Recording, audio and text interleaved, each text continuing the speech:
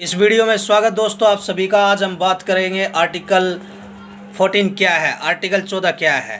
What is article 14 explained इन हिंदी। दोस्तों आज हम बात करेंगे आर्टिकल 14 क्या है और किस प्रकार से आर्टिकल 14 समानता का अधिकार देता है। भारतीय संविधान में आर्टिकल 14 समानता के अधिकार की बात करता है। यह समानता का अधिकार विदेशी और भारतीय सभी पर लागू होता है। दोस्तों तो चलिए जानते हैं कि ये अनुच्छेद किस तरह से समानता की बात करता है। दोस्तों वर्तमान में भारत में नागरिकता संशोधन कानून 2019 CAA को लागू कर दिया गया है। दोस्तों जिसके तहत कुछ धर्मों के विदेशी नागरिकों को भारत की नागरिकता देने का प्रावधान है। दोस्तों चूँकि इन विदेशी लोगों को धर्म के आधार पर नागरिकता दी जा रही है दोस्तों, और एक धर्म विशेष के लोगों को नागरिकता नहीं दी जा रही है, इसलिए CAA का विरोध करने वालों का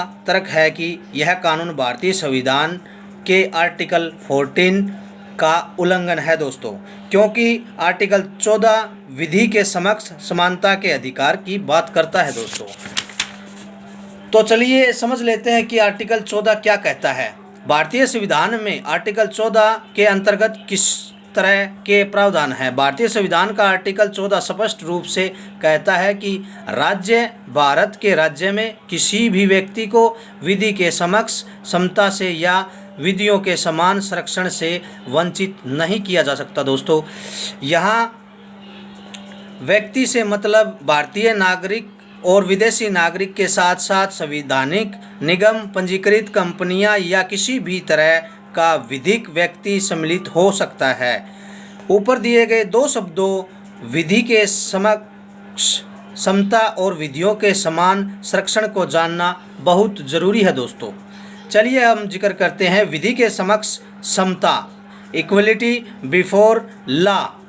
इसके प्रावधान ब्रिटेन के संविधान से लिए गए हैं। दोस्तों इसमें सम्मिलित है जैसे कि नंबर 1, न्यायालय के समक्ष सभी व्यक्तियों के लिए समान व्यवहार, अर्थात कानून अंधा होगा वह नहीं देखेगा कि उसके सामने कटघरे में कौन खड़ा है, अमीर है या गरीब है। दोस्तों नंबर 2, किसी व्यक्ति विशेष के लिए कोई विशेषाधिकार नहीं होगा, अर्थात सभी को समान अपराध के लिए समान सज़ा मिलेगी। दोस्तों नंबर 3, कोई भी व्यक्ति चाहे वो अमीर हो चाहे गरीब हो, चाहे काला हो चाहे गोरा हो, चाहे मंत्री हो या संतरी हो, चाहे सिपाही हो चाहे पियन हो, कानून से ऊपर कोई नहीं है। दोस्तों अर्थात विधि मंत्री और संतरी दोनों के लिए विधि और कानून समान है। दोस्तों सबके लिए समान है कानून। दोस्तों इसके बाद जानते हैं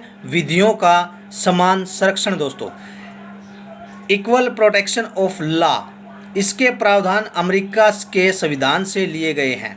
इसमें निम्नलिखित प्रावधान किए गए हैं। दोस्तों नंबर 1, समान विधि के अंतर्गत सभी के लिए समान नियम है। दोस्तों नंबर 2, बिना भेदभाव के सभी के साथ समान व्यवहार किया जाना चाहिए। दोस्तों नंबर 3, कानून द्वारा दिए गए विशेषाधिकारों और दायित्वों का समान परिस्थितियों के अंतर्गत समान व्यवहार। सर्वोच्च न्यायालय का मानना है कि आर्टिकल 14 के अंतर्गत लिखित विधि का शासन की संविधान का मूलभूत तत्व है, इसलिए इसे किसी भी तरह से यहाँ तक कि संविधान संशोधन के द्वारा भी समाप्त नहीं किया जा सकता। दोस्तों इसके अलावा इसके कुछ अपवाद है। दोस्तों चलिए अपवाद देख लेते हैं। दोस्तों समता नियम के अपवाद, what are the expansion to right to equality. दोस्तों ऐसा नहीं है कि समता का नियम संपूर्ण रूप से लागू होता है, इसके कुछ अपवाद भी हैं, अर्थात इन परिस्थितियों और व्यक्तियों के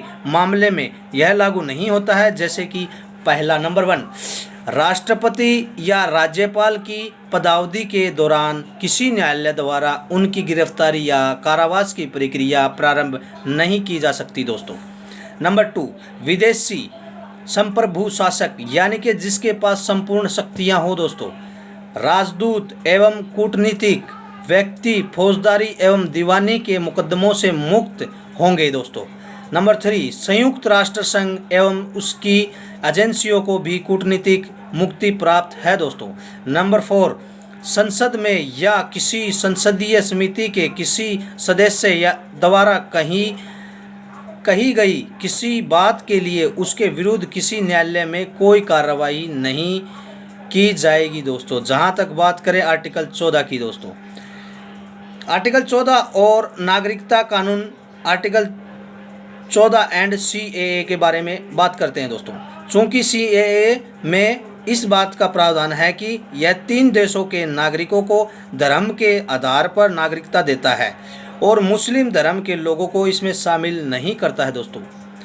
अर्थात धर्म के आधार पर भेद साफ तौर पर नज़र आता है दोस्तों। जबकि भारतीय संविधान के भाग 3 में मौजूद समता के अधिकार में आर्टिकल 14 के साथ ही अनुच्छेद 15 जुड़ा हुआ है दोस्तों। इसमें कहा गया है, राज्य किसी नागरिक के खिलाफ सिर्फ जाति, लिंग, धर्म, जन्मस्थान, मूलवंश या इनमें से किसी के आधार पर किसी नागरिक के बीच कोई भेदभाव नहीं करेगा दोस्तों। फिलहाल यह मामला सुप्रीम कोर्ट में पहुंच चुका है और अब कोर्ट ही तय करेगा कि नागरिकता संशोधन कानून आर्टिकल 14 का उल्लंघन करता है या नहीं। तो वीडियो आपको अच्छा लगा होगा दोस्तों। अच्छा लगा तो आज सब्सक्राइब जरूर करें, बेल आइकन को ज़रूर दबाएं। आज आपने जाना आर्टिकल 15 के बारे में, 15 के बारे में और आर्टिकल 14 के बारे में। तो शेयर करना ना भूलें। मैं अनिल कुमार नलवा, एडवोकेट। जय हिंद, जय भारत दोस्तों।